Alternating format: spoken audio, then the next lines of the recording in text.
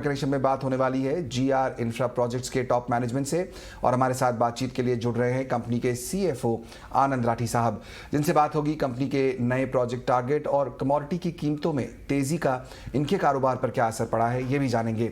लेकिन सबसे पहले आपको जीआर इंफ्रा प्रोजेक्ट्स के बारे में कुछ जानकारी दे देते हैं, फिर चर्चा शुरू करेंगे मैनेजमेंट से। तो जीआर इंफ्रा प्रोजेक्ट जो है इसकी शुरुआत हुई थी 1995 में।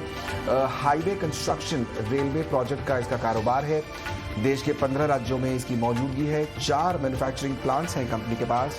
NHAI और RVNL जैसे बड़े क्लाइंट्स इनके साथ मौजूद हैं।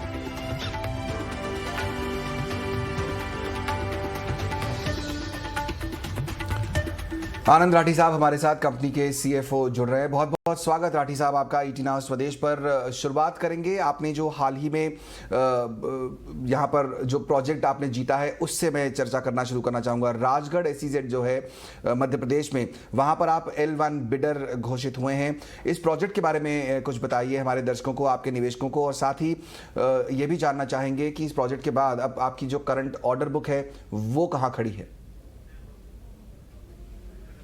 अभी जो हम लोग को मध्य प्रदेश में जो ऑर्डर मिला है, आज ही हम लोग कल ही L1 डिक्लेयर हुए हैं उसमें। तो ये हमारा इट्स आवर वेंचर, हम लोग का मतलब we started new journey actually to transmission project. Power transmission में हमारे ये फर्स्ट प्रोजेक्ट है जो हम लोग को, एंड इनके लिए हमने अनाउंस भी किया था विल बी मतलब starting into this kind of sector जो हमने अभी चालू किया है, and will start with a smaller project first, जिसमें और ये ब्यूटी टाइप प्रोजेक्ट है जो अपने को बनाना है। मतलब will be maintaining, will be building, will be owning that project for next 30-35 years का ये जो टर्म्स है उसके लिए। और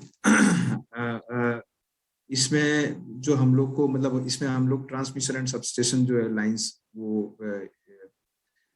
बनाएंगे। नया सेक्टर है, नया डाइवर्सिफिकेशन जो हम लोगों ने अनाउंस किया था कि will be diversifying to power sector as well. तो वो हमने इसमें पहला छोटा प्रोजेक्ट लिया है just to understand and just to have more understanding on this projects.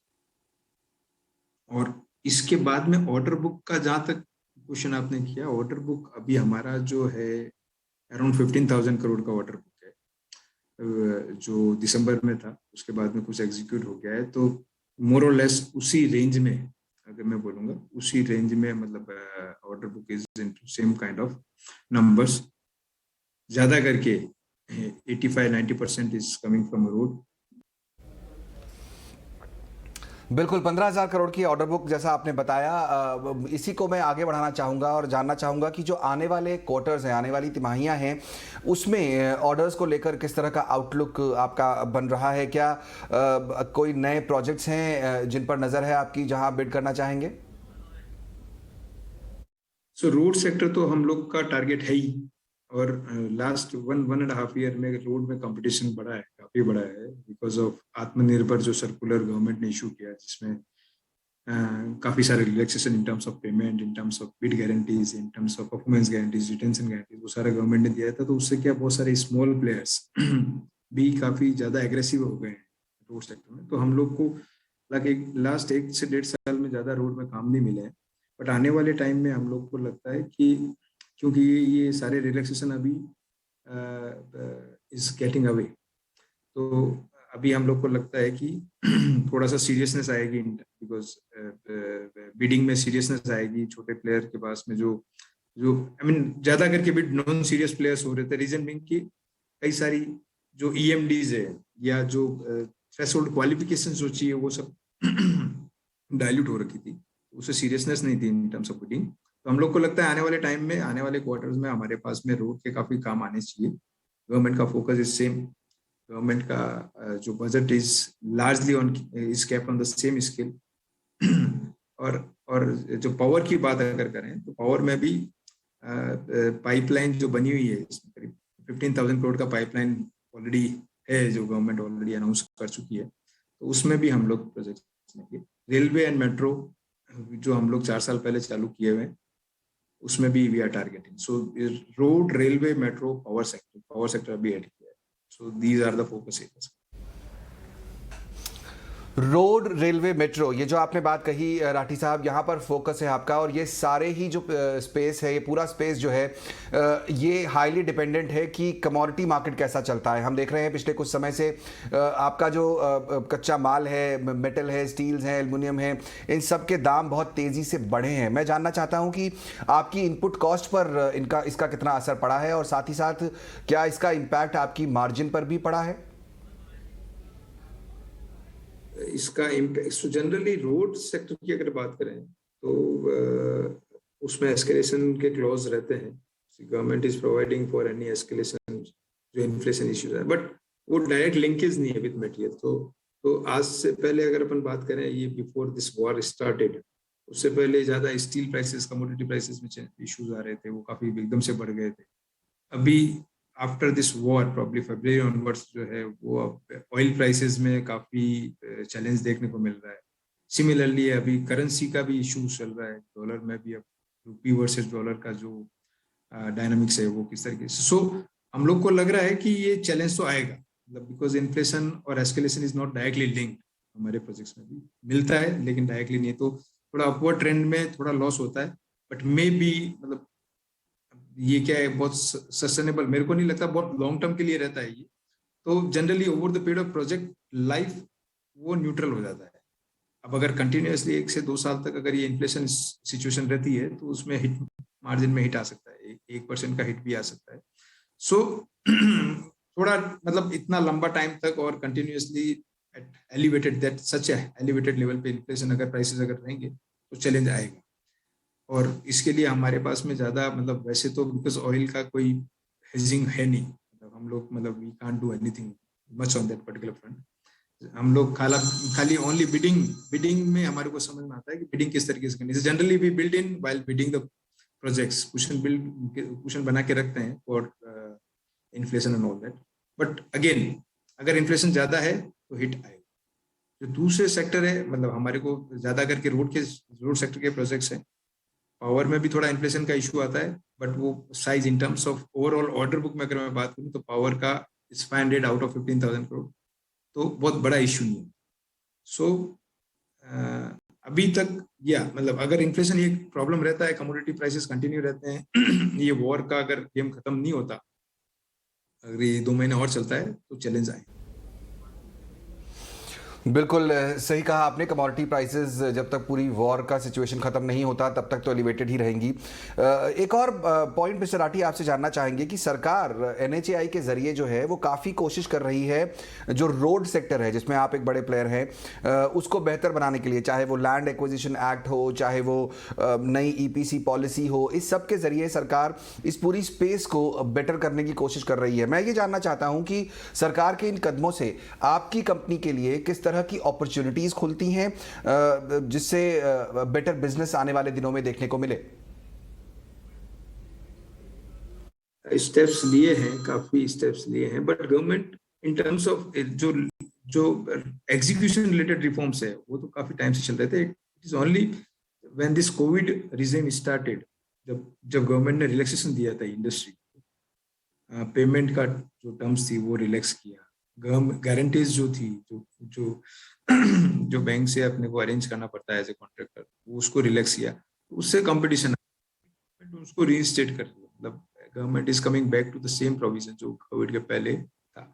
तो उससे हम लोग को ये लग रहा है कि अभी हमारे जैसे प्लेयर के लिए जिनको 1-2 साल में, पीछे 1-1.5 साल में काम नहीं मिला, and we are I would say कि हम लोग के पास में there is enough scope available with us कि हम लोग जाके और अच्छे साइज में काम ले सकते हैं। एंड अभी हम लोग को लगता है कि काफी सारे स्मॉल प्लेयर बोलो या कुछ मिड साइज प्लेयर भी काफी काम ले चुके हैं। तो हम लोग को लगता है, हमारे को लगता है कि हमारी जैसी कंपनी जिसने काम नहीं लिया, आगे अगले 6 महीने में कंपटीशन काफी कम हो जाएगा। तो we would be even eligible for EPC projects भी हम लोग कर पाएंगे, BOT हैम भी कर पाएंगे, BOT टोल भी कर पाएंगे, क्योंकि लास्ट 1-1.5 साल में काफी सारी कंपनीज को मिल गया है। बट और जो मेरे को लगता है कि ये काफी कॉम्पिटिटिव रेट में लोग ने उठाया है, क्योंकि BOT प्रोजेक्ट्स जो है उसमें एक इक्विटी भी अपने को कंट्रीब्यूट करना पड़ता है। So that's where we believe कि थोड़ा मार्जिन, एक रीजनेबल मार्जिन चाहिए इस बिजनेस में। अगर आपको if you want to be sustainable मतलब we want to make a sustainable business, तो उसमें एक रीजनेबल मार्जिन होना जरूरी है। तो अभी हम लोग को लगता है कि most of the projects, most of the small companies, mid-sized companies have already taken away their share. अभी हमारे लिए स्कोप बनता है एंड जो गवर्नमेंट ये रिलैक्सेशन वापस लेगी उससे हमारे को काफ़ी उम्मीदें हैं कि हमारे को आने वाले पीरियड में, आने वाले क्वार्टर, एक या दो क्वार्टर में अच्छे हमारे क्वार्टर्स में चाहिए। बिल्कुल राठी साहब, आपसे चर्चा जारी रखेंगे। ये राठी साहब, अगला सवाल ये है कि आपका जो पूरा बिजनेस है आप उसको काफ़ी हद तक डाइवर्सिफाई कर रहे हैं। अपना पोर्टफोलियो जो है वो आप, जैसा आपने खुद भी बताया कि आप रोड कंस्ट्रक्शन बिजनेस के अलावा आगे भी बढ़ना चाह रहे हैं। मैं ये जानना चाहता हूं कि आपकी जो टोटल ऑर्डर बुक है उसका कॉम्पोजिशन किस तरह का है, कितना जो है अलग अलग सेगमेंट से कॉन्ट्रीब्यूशन आ रहा है उसमें फिलहाल? 90% और मोर देन 90% जो है हमारा ऑर्डर में रोड से ही आ रहा है। कुछ रेलवे के हमने काम लिया था जो भी ऑलमोस्ट कंप्लीशन पे है। नए ऑर्डर्स अभी हमारे को मेट्रो के मिले हैं, तो मेट्रो के कुछ काम हैं और ऑलमोस्ट 90% आई वुड से, और बिटवीन 85 to 90%, एग्जैक्टली मेरे को नंबर तो याद नहीं है, बट 15,000 करोड़ में से आप समझिए करीब 14,000 crore is coming from road. और बाकी जो है वो मेट्रोज के हैं, रेलवे के हैं, अभी पावर का भी आया है, L1 मतलब इंक्लूडिंग L1। तो ये 85% इज कमिंग फ्रॉम रोड, बाकी जो है various sectors, metros, railways, power and all that. बिल्कुल राठी साहब, एक आखिरी सवाल। आपने हमेशा कोशिश की है, जैसा कि हमारे पास जानकारी है, कि आपकी बैलेंस शीट जो है वो पूरी तरह से हेल्दी रहे। आप डेट और इक्विटी का जो रेशो है उसको काफ़ी हद तक मैनेज करते हैं। इस समय अगर आप, क्या डेट का रेशो है, क्या सिचुएशन है डेट की कंपनी की बुक्स में, वो हमारे दर्शकों को बता सकें? डेट हमने जो दिसंबर में, अगर मैं नंबर, तो मेरे को इट इज अराउंड 1,000 करोड़ में ओवरऑल नंबर जो था 1,200 करोड़। बट अगर मार्च से अगर अपन कंपेयर करेंगे, मार्च 21 टू दिसंबर 21, बिकॉज हमारे पास में ज़्यादा काम नहीं आए हैं, तो हम लोग नेक्स्ट ईयर के लिए हमारा ग्रोथ का गाइडेंस बहुत बड़ा नहीं है, बिकॉज काम ऑर्डर बुक है नहीं, तो नेक्स्ट ईयर बहुत बड़ा जंप है नहीं in terms of top line. तो हमारा सेम प्रपोर्शन में हम लोग we are reducing the debt as well, हमारा डेट भी कम हो रहा है, एंड वो हमारा फिलोसॉफी भी रहा है। उस काम के साथ में अगर ऑर्डर है, काम है, तो डेट रखेंगे, नहीं ऑर्डर है तो डेट रखने का कोई फायदा नहीं। So that's how we do our business. तो अगर मतलब लास्ट मार्च से हमने करीब 150 करोड़ 200 करोड़ का डेट कम किया है दिसंबर में। बहुत शुक्रिया राठी साहब, समय निकालकर आज ईटी नाउ स्वदेश से बातचीत करने के लिए।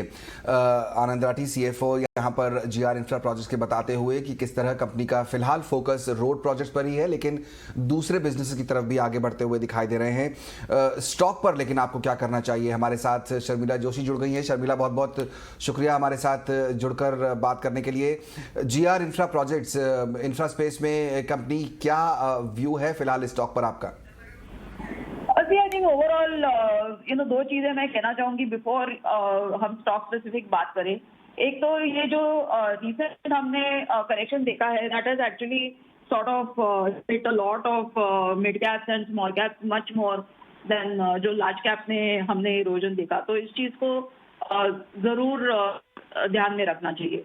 And then I think specifically coming to the space, ये स्पेस मुझे काफी पसंद है, बिकॉज मुझे लगता है कि आगे चलकर जैसे Indian economy will start coming back into it's sort of getting back to the kind of numbers that they were doing earlier, या जिस तरह के पहले उनके आंकड़े रहा करते थे इन terms of infra projects etcetera, तो इस तरह की कंपनी को फायदा होगा। So the view is sort of cautious at this point in time, लेकिन मेरे हिसाब से आपको ये स्पेस पे नजर रखना चाहिए। आगे चलकर इस तरह के स्टॉक्स में खरीदने की एक मौका मिल सकता है। ओके, तो ब्रॉडली जो है इस सेक्टर पर ही फोकस रहेगा और इस तरह के स्टॉक्स में आगे अपॉर्चुनिटी मिलेगी। बहुत शुक्रिया शर्मिला, समय निकालकर हमें ये सलाह देने के लिए।